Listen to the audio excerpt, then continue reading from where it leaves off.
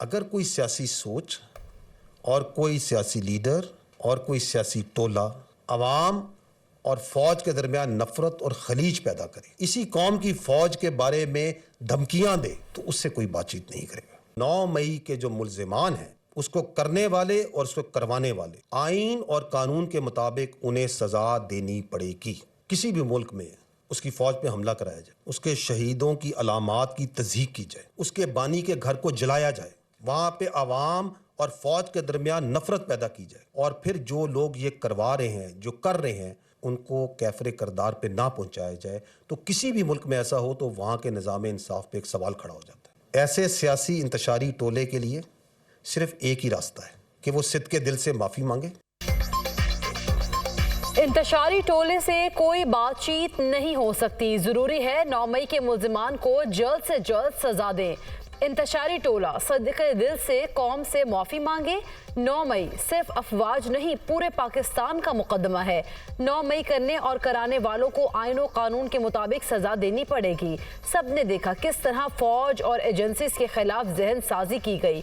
9 मई को सियासी टोले ने अपनी ही फौज पर हमला कर दिया। सियासी लीडर्स ने चुन चुन कर अहदाफ दिए, कहां कहां हमला करना है।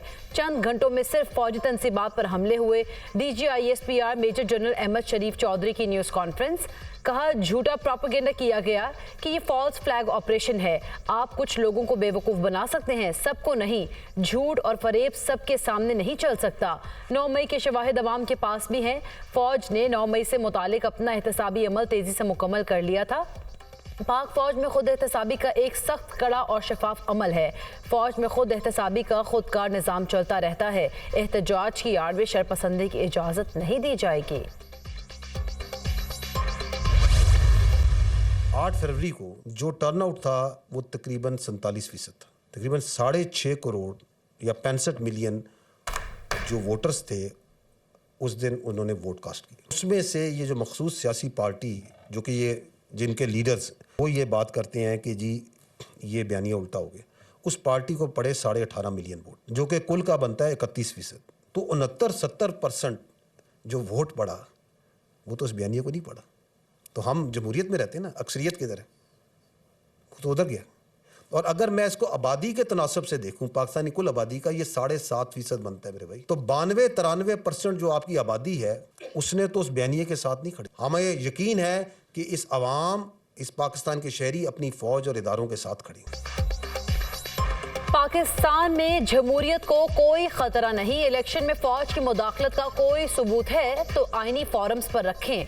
8 फरवरी इंतखाबात में फौज का किरदार सिर्फ महफूज माहौल फराहम करना था। 8 फरवरी को टर्न आउट 47% था। तकरीबन 6.5 करोड़ वोटर्स ने उस दिन वोट कास्ट किया। सिर्फ 31% वोट एक मखसूस पार्टी को मिले। मजमूई आबादी के सिर्फ 8% ने इस मखसूस पार्टी को वोट दिया। मखसूस पार्टी को वोट मिलने का मकसद ये नहीं कि ये वोट 9 मई के हक में था।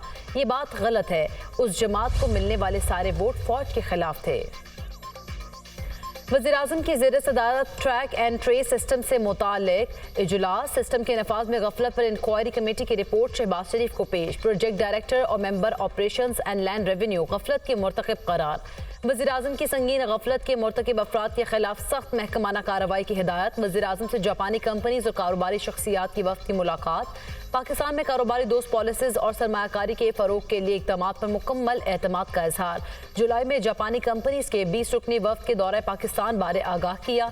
पाकिस्तान में इलेक्ट्रिक गाड़ियों की सनत में सरमायाकारी की वसी इस्तेदाद मौजूद है। बेहतरीन टेक्नोलॉजी की हामिल जापानी कंपनीज इससे भरपूर फ़ायदा उठा सकती हैं। शहबाज शरीफ की गुफ्तगू। PTI रहनुमाओं से अमरीकी सफ़ीर की मुलाकात पर तर्जुमान अमरीकी महकमा खारजा का रद्द अमल। उमर अयूब और दीगर से मुआशी इस्लाहात, खत्ते की सिक्योरिटी, इंसानी हुकूक और दोतरफा ताल्लुकात को मुस्तहकम बनाने पर बात हुई। हमारी किसी एक सियासी जमात के लिए कोई पोजीशन नहीं है। ईरान और पाकिस्तान के दरमियान महदूद तसादुम से भी आगाह हैं। मैथ्यू मिलर की प्रेस ब्रीफिंग। PTI रहनुमाओं से अमरीकी सफ़ीर की मुलाकात पर मैथ्यू मिलर का रद्द अमल।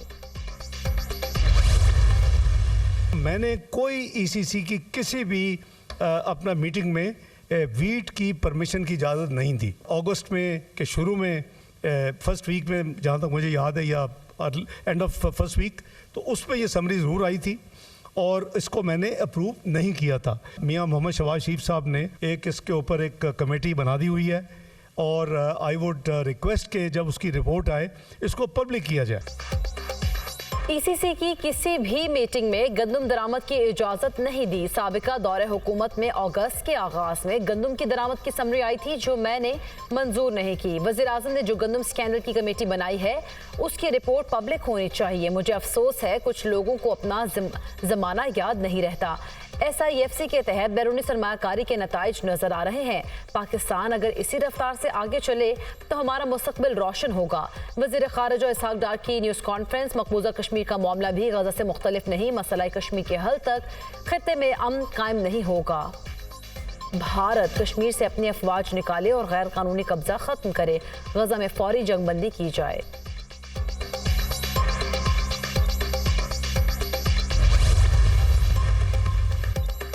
अवाम को बिजली का एक और झटका देने की तैयारी। बिजली की तकसीमकार कंपनी का सारिफीन से 51 अरब 88 करोड़ रुपए वसूल करने का प्लान। तीसरी समाही एडजस्टमेंट की मद में दरख्वास्त दायर कर दी। नेपरा 17 मई को दरख्वास्त पर समाअत करेगी। मंजूरी की सूरत में इजाफे का इतलाक कराची के सारिफीन पर भी होगा।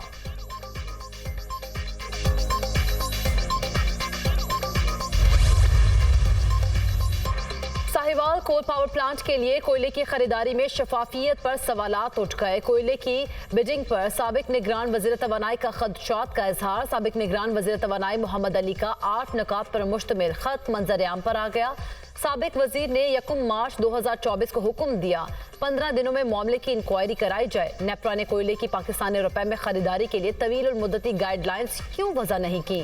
कोयला सप्लायर्स का इंतखाब करते वक्त नेपरा या बिजली खरीदने वाली कंपनीज ने शफाफियत को कैसे यकीनी बनाया? नेपरा की गाइडलाइंस की अदम मौजूदगी में कोयले की शफाफ और मुनसिफाना खरीदारी के लिए कौन से इकदाम उठाए गए? क्या साहिवाल पावर प्लांट की कोयला खरीदने के लिए शराइत सप्लायर्स की मर्जी के मुताबिक थी? खत का मतन। सदर आसिफ अली जरदारी की ज़ेर सदारत कोयटा में आला सतह का इजलास। वज़ीर आला सरफराज बुगटी, वफाकी वज़ीर दाखिला मोहसिन नकवी, गवर्नर जाफर खान मंदुखेल और दीगर शरीक। बलोचिस्तान की अमन अमान की सूरत हाल, तरक्याती मनसूबों से मुतालिक ब्रीफिंग, दहशतगर्दी के खिलाफ मुतफ़िका कौमी बयानियाँ अपनाने के लिए मुशावरत शुरू करने का फैसला। कुछ ताकतें बलोचिस्तान और मुल्क में इस्तेहकाम नहीं चाहती। दहशतगर्दी और मनशियात की स्मगलिंग का आपस में गहरा ताल्लुक है। सरहदी इलाकों की आवाम के रोजगार के लिए मौसर हिकमत अमली अपनाई जाए। सदर जरदारी की गुफ्तगू।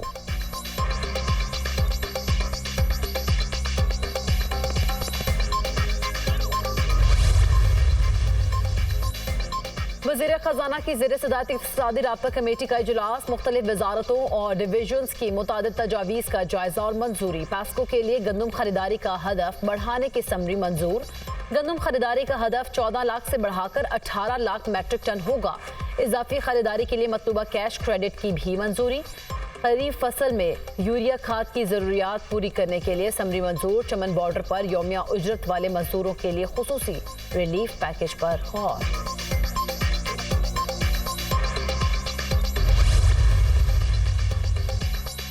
शराय सूद में कमी आएगी।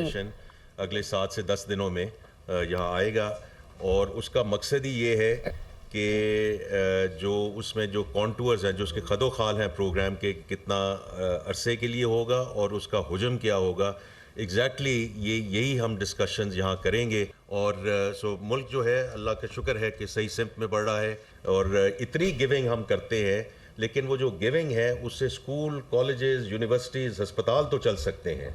फिलैंथ्रोपी से मुल्क नहीं चल सकते। मुल्क सिर्फ टैक्सेस देने ही से चल सकते हैं। IMF का वफ्द अगले 10 रोज में पाकिस्तान आएगा। मुल्क खैरात से नहीं सिर्फ टैक्स से चल सकता है। मुल्क की मईशत बेहतर सिमत में चल रही है। ज़र मुबादला के ज़खायर 2 माह की दरामदात के लिए काफ़ी हो गए। टैक्स इस्लाहात वक्त की अहम ज़रूरत है। हमें पब्लिक प्राइवेट पार्टनरशिप की तरफ जाना है। वफाकी वज़ीर ख़जाना मोहम्मद औरंगज़ेब की प्रेस कॉन्फ्रेंस। हम रेवेन्यू बढ़ाने और हुकूमती अखराजात कम करने जा रहे हैं। रिटायरमेंट और पेंशन से मुतालिक इस्लाहात तमाम इदारों पर लागू होंगी। वज़ीर इत्तलात अताउल्लाह तारर, रिटायरमेंट की उम्र बढ़ाने से पेंशन का फौरी दबाव कम होगा। रिटायरमेंट और पेंशन के सालाना अखराजात बहुत हैं। मुल्क की मईशत का दारोमदार सियासी इस्तेहकाम पर है। वज़ीर कानून आज़म नज़ीर तारड़ की गुफ्तगू।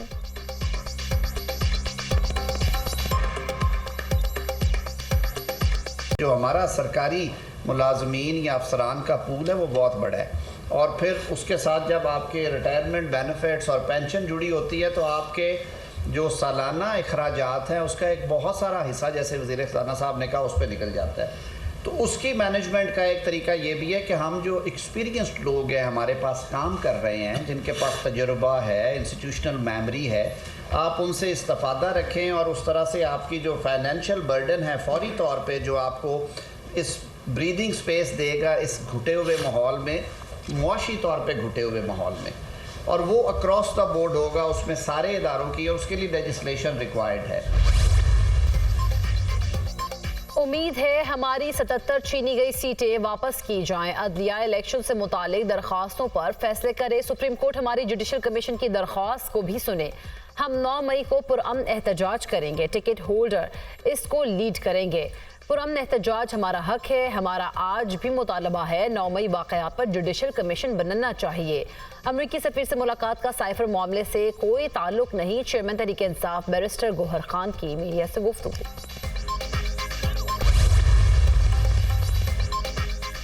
मज़लूम फ़लस्तीनियों पर इसराइल की बर्बरियत जारी। रफ़ा में फ़ज़ाई बमबारी के दौरान बड़े पैमाने पर जानी नुकसान, इमारतें मिस्मार होने से मुतादिद बच्चे और ख़वातीन मलबे तले दब गए। गज़ा में शहीद फ़लस्तीनियों की मजमूई तादाद 34,789 हो गई।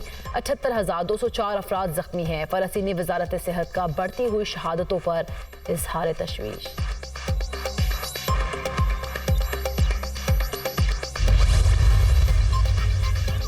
हमास का वफ़द इस्माइल हानिया की सरबराही में जंगबंदी मुआहदे के लिए कायरा पहुंच गया।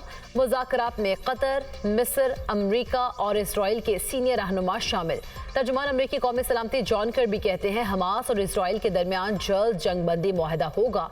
उम्मीद है दोनों फरीक जल्द मुआहदे में हायल रुकावटों को दूर कर लेंगे।